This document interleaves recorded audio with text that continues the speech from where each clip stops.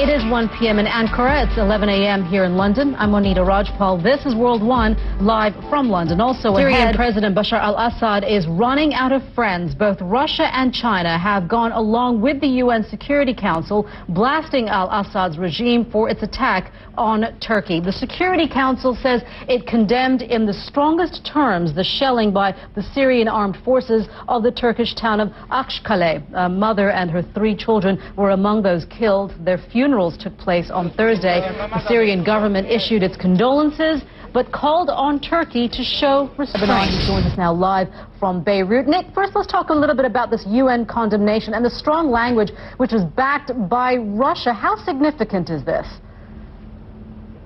It is quite remarkable in many ways, particularly given how slight Russian diplomacy can be, how they rely in Beirut. We want to see what newspapers are saying about the story. In Turkey, there is this headline in today's Zaman, Assad's new move. It's an editorial that says there is no reason why Turkey should want to start a war. We have witnessed numerous times that Turkey's decision makers did not pay any heed to the nationalistic sentiments of the general public in similar cases, but this does not mean that Turkey will tolerate every aggression against itself. In the United Arab Emirates, Gulf News has this headline, Turkey caught in Syrian crossfire. It goes on to say the past 2 days, skirmishes between these 2 countries actually highlight the failure of the United Nations to arrive at a timely and conclusive set of actions to restrict the fighting in Syria. And finally, Britain's Guardian newspaper has an analysis piece with this headline, all sides have reasons to show restraint. It says fighting across the Syrian-Turkish border is an alarming escalation of the conflict, but on past form, beyond any immediate retaliation for the incident, it still looks unlikely to change the overall contours of the bloodiest crisis of the Arab Spring. Turkey, which was lavishly praised for its restraint, will not act alone. Police in Israel say an American tourist has killed an Israeli citizen at a hotel there. Officials tell CNN the tourist opened fire at a resort in the Red Sea city of Eilat. Brotherhood in Jordan is rallying supporters to demonstrate on the streets of Amman today as part of its push for political change. King Abdullah dissolved parliament on Thursday. Some regard the move as an attempt to diffuse Welcome back. British judges are due to make a final ruling on whether to extradite a Muslim cleric and 4 other men to the United States to face terrorism-related charges. Lawyers for the radical preacher Abu Hamza al-Masri have been fighting for 8 years to prevent him from being sent for trial. This week they argued he is too sick to travel. Here in London, he joins us out live. When are we expecting a verdict, Dan? Well, we think the decision may come after midday local time.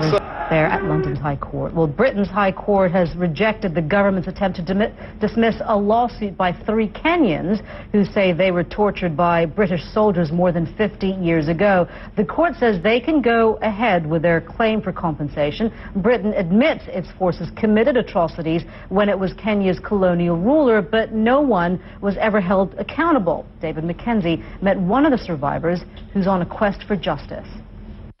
Wambugu Wanyingi shows me a photograph of his final day in detention. Still in prison fatigues, a younger man stays... Al-Bagir has been following the legal arguments from the London High Court. She joins us now live. And Emma, when can we expect some sort of ruling on this? Well, Monita, it's happened. The Royal Courts of Justice have ruled against the British government's attempt to have this. Joining us there live from the London High Court, and what you're hearing there, the protests in the background, they're from the ruling that we are expecting a little bit later today with the case involving 5 suspects, terrorist suspects there, and whether or not they can be extradited to the United States to face terrorism charges. That's what we're expecting, and that's what the protests are there for. You're watching World One live from London. Right man for the job. Well, can President Obama convince U.S. voters he's turning the American economy around? Welcome back. When U.S. voters choose their next president in just over a month, it will be a verdict in part on the state of the economy. Well, today we'll get a clearer picture of how it's doing. The government releases its monthly jobs figures in about 2 hours from now. It will be campaigns are expected to seize on the jobless numbers, whichever way they go. But it is the White House that could use that boost right now. Barack Obama was back in campaign mode on Thursday after what many saw, as we were saying, as a lackluster performance in the first presidential debate. Well, if Mr. Obama was in a feisty mood on Thursday, it was all smiles for Mitt Romney. The Republican and his surrogates fanned out across the country, trying to keep the momentum going from Wednesday's debate. Jim Acosta brings us that part of the story. One live from London. Ahead, heavy flooding swamps parts of Nigeria. Media say the bodies of 18 children have been found after a landslide buried an elementary school on Thursday. The students were at the school on their day off. Is on alert as a tropical storm approaches there. Mari Ramos is at the CNN World's Weather Center with details. Mari, lots happening. A lot going on, and I'm going to go back to the Nigeria story in just a moment, but let's go ahead and stay in Asia just for a moment. I want to update you on Tropical Storm Kemi, and you can see it right over here in this.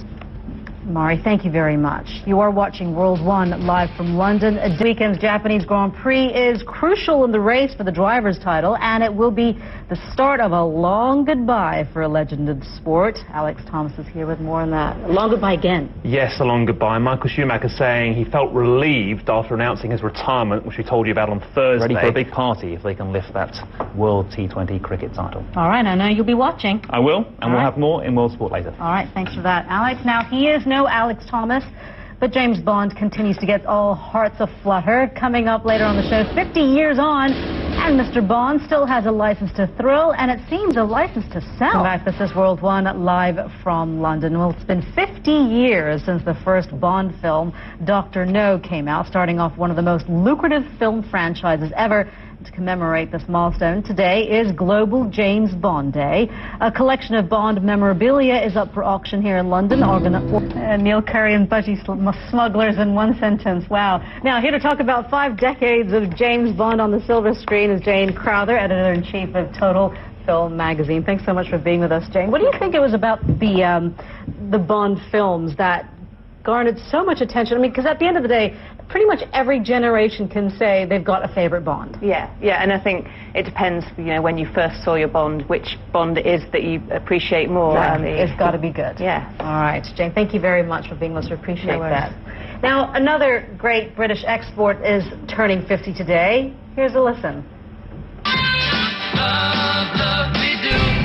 50 years ago, on Friday, a little-known group released their first hit single that heralded the start of a whole new era. The Beatles' Love Me Do, peaking World One live from London. I'm Monita Rajpal. Thank you for joining us. We'll update you the news headlines in just a couple of minutes right here on CNN.